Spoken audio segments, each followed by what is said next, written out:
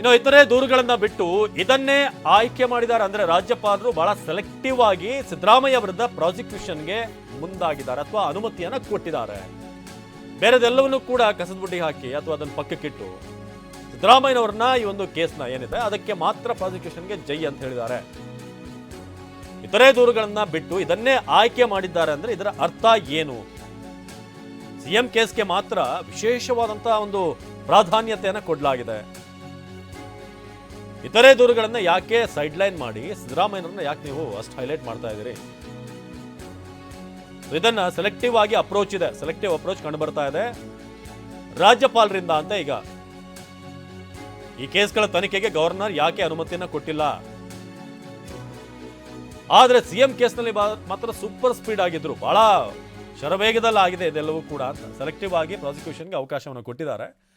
ಅಲ್ಲೇ ನಿಮಗೆ ಗೊತ್ತಾಗುತ್ತೆ ಇದು ಅವರಾಗೆ ಮಾಡಿರುವಂಥದ್ದಲ್ಲ, ಅವರ ಮೇಲಿರುವಂಥ ಒತ್ತಡನೋ ಏನೋ ಗೊತ್ತಿಲ್ಲ. ಆದರೆ ಯಾಕೆ ಸಿದ್ದರಾಮಯ್ಯನವರ ವಿಚಾರವಾಗಿ ಇಷ್ಟು ಫೋಕಸ್ಡ್ ಇದ್ದಾರೆ ಅಥವಾ ಭಾಳ ವೇಗವಾಗಿ ಅನುಮತಿಯನ್ನು ಕೊಡಲಾಗಿದೆ, ಸೆಲೆಕ್ಟಿವ್ ಆಗಿ ಪ್ರಾಸಿಕ್ಯೂಷನ್ಗೆ ಅನುಮತಿಯನ್ನು ಕೊಟ್ಟಿದ್ದಾರೆ.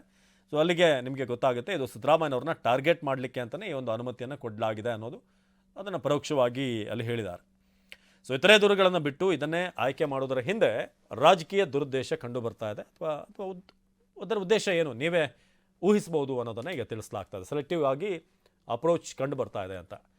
ಸೊ ಸಿಎಂ ಸಿದ್ದರಾಮಯ್ಯ ಪರ ಅಭಿಷೇಕ್ ಮನು ಸಿಂಘ್ವಿ ವಾದ ಮಂಡನೆ ಮುಂದುವರಿತಾ ಇದೆ, ಹಲವಾರು ವಿಚಾರಗಳನ್ನು ತಿಳಿಸಿದ್ದಾರೆ.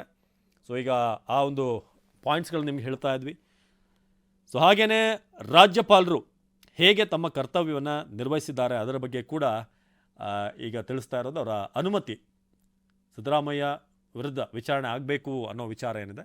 ಸೊ ಆ ಅನುಮತಿ ನಿಜಕ್ಕೂ ಕಾನೂನು ಬಾಹಿರ ಅನ್ನೋದು ಈಗ ಒಂದಾದ ಮೇಲೆ ಒಂದು ಪಾಯಿಂಟ್ಗಳನ್ನು ತಿಳಿಸ್ತಾ ಇದ್ದಾರೆ. ಒಂದು ಕಡೆ ರಾಜ್ಯಪಾಲರು ಕೊಟ್ಟಿರುವಂಥ ಅನುಮತಿ, ಇನ್ನೊಂದು ಕಡೆ ಸಿದ್ದರಾಮಯ್ಯನವರ ಪಾತ್ರ ಈ ಒಂದು ಆರೋಪದಲ್ಲಿ. ಈಗೇನು ಆರೋಪನ ಮಾಡಲಾಗಿದೆ, ದೂರನ್ನು ಕೊಡಲಾಗಿದೆ, ಜೊತೆಗೆ ಆ ದೂರು ಕೊಟ್ಟವರ ಹಿನ್ನೆಲೆ, ಅವರ ಹಿನ್ನೆಲೆ ಎಷ್ಟು ಮಟ್ಟಿಗೆ ಸರಿ ಇದೆ ಅಂತ ಈಗ ಮನು ಸಿಂಘ್ವಿ ಅವರು ಕೇಳ್ತಾ ಇದ್ದಾರೆ.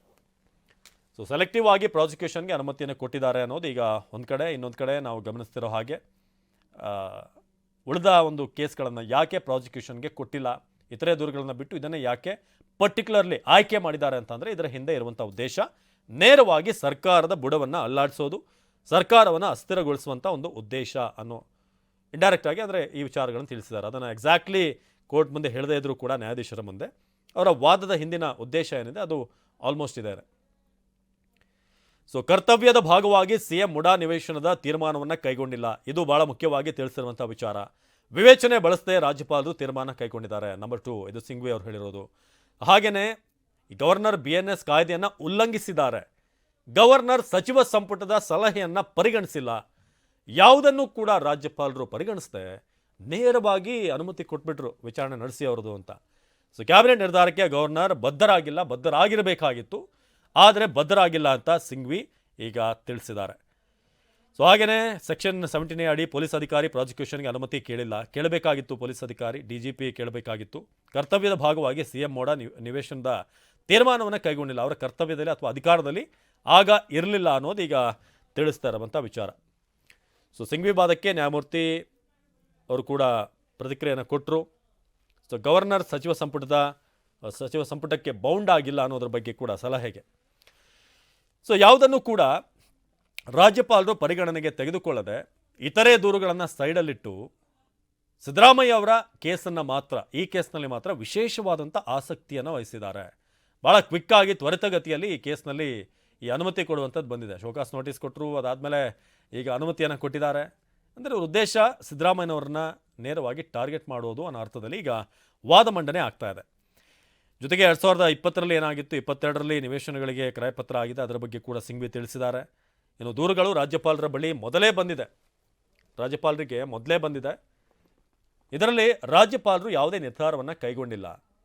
ಸೊ ಇದರ ಬಗ್ಗೆ ಕೂಡ ತಿಳಿಸಲಾಗಿದೆ. ಹಾಗೆಯೇ ಸಿಎಂ ಪರ ವಕೀಲ ಅಭಿಷೇಕ್ ಮನು ಸಿಂಘ್ವಿ ವಾದದಲ್ಲಿ ಹಲವಾರು ಪಾಯಿಂಟ್ಗಳನ್ನು ಈಗ ನ್ಯಾಯಮೂರ್ತಿಗಳ ಮುಂದೆ ಇಟ್ಟಿದ್ದಾರೆ, ನ್ಯಾಯಾಧೀಶರ ಮುಂದೆ. ಸೊ ಈಗ ಅದನ್ನು ನೋಡಿ ಹೇಗೆ ಅಲ್ಲಿರುವಂಥ ನ್ಯಾಯಾಧೀಶರು ಕೂಡ ಹೇಗೆ ನಿರ್ಧಾರವನ್ನು ಕೈಗೊಳ್ತಾರೆ ಅನ್ನೋದು ಈಗಿರುವಂಥ ಕುತೂಹಲ. ಸೊ ಸಿಎಂ ಸಿದ್ದರಾಮಯ್ಯ ಪರ ಅಭಿಷೇಕ್ ಮನು ಸಿಂಘ್ವಿ ವಾದ ಮಂಡನೆ ಮಾಡ್ತಿದ್ದಾರೆ. ಸೊ ಇತರೆ ದೂರುಗಳನ್ನು ಬಿಟ್ಟು ಯಾಕೆ ಇದೇ ದೂರನ್ನು ಪರಿಗಣಿಸಲಾಗಿದೆ ಅಥವಾ ಇದನ್ನು ಭಾಳ ವಿಶೇಷವಾದಂಥ ಒಂದು ಪ್ರಿಯಾರಿಟಿ ನೀಡಲಾಗಿದೆ ಅಂತ.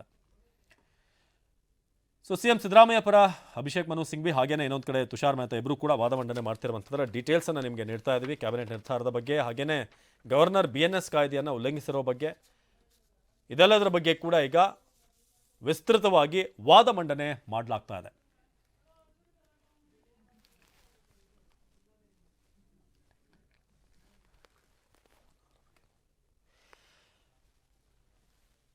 ಗವರ್ನರ್ ಸಚಿವ ಸಂಪುಟದ ಸಲಹೆಯನ್ನು ಪರಿಗಣಿಸಿಲ್ಲ ಅನ್ನೋದರ ಜೊತೆಗೆ ಇನ್ನಷ್ಟು ವಾದ ಮಂಡನೆ ಏನೇನಾಗ್ತಿದೆ ಏನಾದರೂ ನೀವೀಗ ಜಸ್ಟ್ ಏನಾದರೂ ಟ್ಯೂನ್ ಇನ್ ಆಗಿದ್ರೆ ಒಂದಷ್ಟು ವಿಚಾರಗಳನ್ನು ತಿಳಿಸ್ತಾ ಇದ್ದೀವಿ. ಏನೇನು ಆಗಿದೆ ಇದುವರೆಗೆ ಅಂತ ಒಂದಷ್ಟು ಸಮರೈಸ್ ಮಾಡಿ ನಿಮ್ಗೆ ಹೇಳೋದಾದರೆ, ಸೊ ಆರಂಭದಲ್ಲಿ ಅಭಿಷೇಕ್ ಮನು ಸಿಂಘ್ವಿ ಕೇಳಿದಂಥ ಪ್ರಶ್ನೆ ಯಾವ ಕಾರಣ ಇಟ್ಟು ಅನುಮತಿಯನ್ನು ಕೊಟ್ಟರು ಅನ್ನೋದು. ಸೊ ಅವರು ಆದೇಶವನ್ನು ಕೊಟ್ಟರಲ್ಲ, ಅದರಲ್ಲಿ ಏನಾದರೂ ಒಂದು ಕನ್ವಿನ್ಸಿಂಗ್ ಆದಂಥ ಒಂದು ರೀಸನನ್ನು ಕೊಡಬೇಕಾಗಿತ್ತು. ಅದು ಯಾವುದೂ ಕೂಡ ಕಂಡು ಬರಲಿಲ್ಲ. ಎರಡನೇದಾಗಿ CM ಅವರು ಕರ್ತವ್ಯದಲ್ಲಿ ಇದ್ಕೊಂಡು ಅಧಿಕಾರದಲ್ಲಿ ಇದ್ಕೊಂಡು ಮುಡಾ ವಿಚಾರವಾಗಿ ಏನಾದರೂ ಮುಂದೆ ಹೆಜ್ಜೆ ಇಟ್ಟಿದ್ರೆ ಅಥವಾ ಅನುಕೂಲ ಮಾಡ್ಕೊಳ್ಳೋ ಹಾಗೆ ಏನಾದರೂ ಅನುಮತಿಯನ್ನು ಕೊಟ್ಟಿದ್ರೆ, ಇನ್ಫ್ಲುಯೆನ್ಸ್ ಮಾಡಿದರೆ ಆಗ ಭ್ರಷ್ಟಾಚಾರ ಮಾಡಿದ್ದಾರೆ ಅಂತ ಆಗಿರೋದು, ಅದು ಕೂಡ ಇಲ್ಲ. ಮೂರನೇದಾಗಿ ನಂಬರ್ 3, ಕ್ಯಾಬಿನೆಟ್ನ ಸಲಹೆಯನ್ನು ಪರಿಗಣಿಸಬೇಕಾಗಿತ್ತು ಸಂವಿಧಾನದ ಆರ್ಟಿಕಲ್ ಪ್ರಕಾರನೇ. ಆದರೆ ಅದನ್ನೂ ಕೂಡ ಪರಿಗಣಿಸದೆ ಅವರು ಏಕಾಏಕಿ ನಿರ್ಧಾರವನ್ನು ಕೈಗೊಂಡರು. ನಾನು ಸಚಿವ ಸಂಪುಟದ ಒಂದು ಸಲಹೆಗೆ ಅದಕ್ಕೆಲ್ಲ ಬೌಂಡ್ ಆಗೋದಿಲ್ಲ ನಾನು ಅಂತ ಅವರು ಏಕಾಏಕಿ ನಿರ್ಧಾರವನ್ನು ಕೈಗೊಂಡರು ಅನ್ನೋದ್ರ ಬಗ್ಗೆ ಕೂಡ ಅಲ್ಲಿ ಉಲ್ಲೇಖ ಮಾಡಲಾಯಿತು.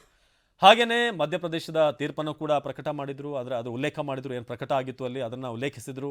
ಅದಕ್ಕೆ ತುಷಾರ್ ಮೆಹ್ತಾ ಅವರು ಕೂಡ ಕಾಲೆಳೆದ್ರು. ಅಲ್ಲಿ ಯಾಕೆ ಮಧ್ಯಪ್ರದೇಶ ಆದೇಶವನ್ನು ತಪ್ಪಾಗಿ ಇಲ್ಲಿ ತಿಳಿಸ್ತಾ ಇದ್ದೀರಿ ಅಂತ ಕೂಡ. ಹಾಗೆಯೇ ಈ ಕ್ಯಾಬಿನೆಟ್ ವಿಚಾರ ಅಂತ ಬಂದಾಗ ಅಲ್ಲಿ ಕ್ಯಾಬಿನೆಟ್ನ ಸಲಹೆಯನ್ನು ಪಡಿಬೇಕಾಗಿತ್ತು ಅಂತಂದಾಗ ಅಲ್ಲಿ ಮೆಹ್ತಾ ಅವರು ಹೇಳ್ತಾರೆ, ಏನು ಕ್ಯಾಬಿನೆಟ್ನಲ್ಲಿರೋರು ಕಾನೂನು ಪಂಡಿತರ ಅನ್ನೋ ಪ್ರಶ್ನೆಯನ್ನು ಕೂಡ ತುಷಾರ್ ಮೆಹ್ತಾ ಅವರು ಕೇಳ್ತಾರಲ್ಲಿ. ಅದಾದ ನಂತರ ಮತ್ತೊಂದು ಪ್ರಮುಖವಾದಂಥ ಪ್ರಶ್ನೆ ಕೇಳೋದು ಅಂತಂದರೆ, ಇಲ್ಲಿ ಈ ಅನುಮತಿಯನ್ನು ಕೊಡೋಕ್ಕೆ ಮುನ್ನ BNSನ ವಿಚಾರಗಳೇನಿದೆ ಅದನ್ನು ಗಣನೆಗೆ ತೆಗೆದುಕೊಳ್ಬೇಕಾಗಿತ್ತು. ಸೊ ಅದನ್ನು ಕೂಡ ಗಾಳಿಗೆ ತೂರಲಾಗಿದೆ ಅನ್ನೋದು. ಸೊ ಹಾಗೆಯೇ ಮತ್ತೊಂದು ವಿಚಾರ ತಿಳಿಸಿರೋದು, ಉಳಿದಂಥ ಬೇರೆಯವರ ಅರ್ಜಿಗಳಿವೆ.